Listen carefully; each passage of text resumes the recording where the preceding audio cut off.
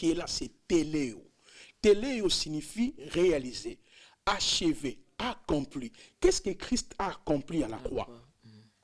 Pour comprendre le lien de notre triomphe, il faudrait que nous puissions retourner avant la croix. Parce qu'il y a une vie avant la croix et il y a une autre vie après la croix. Avant la croix, Madame la journaliste, nous tous, on s'est retrouvés dans le péché invisible ou le péché adamique ou le péché au singulier ou le péché sans S à la fin. Le péché dont il est question, c'était la violation de la loi parfaite d'Élohim. Lorsque nous rentrons dans Genèse chapitre 1er, le verset 26 jusqu'au verset 28, Adam a été créé d'abord étant esprit.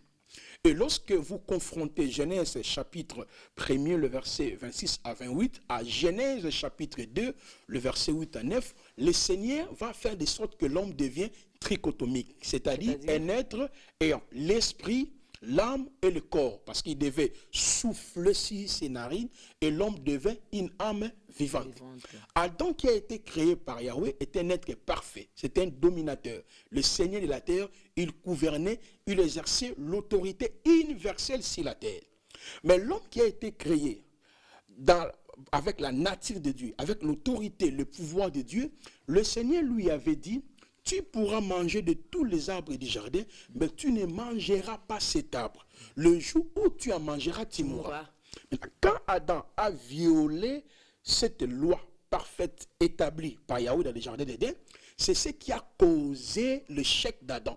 Pas seulement l'échec d'Adam, l'échec de tous les êtres humains, parce que Adam est le père de tous les vivants. L'échec de tous les êtres humains. Donc, maman Mireille, avant ta naissance, avant ma naissance, nous tous, on s'est retrouvés dans la filiation adamique. C'est-à-dire, nous étions dans les sangs d'Adam. Le texte nous le confirme dans Actes chapitre 17, le verset 23 à 26. L'apôtre Paul dira: Elohim a permis que tous les êtres humains sortent d'un seul sang.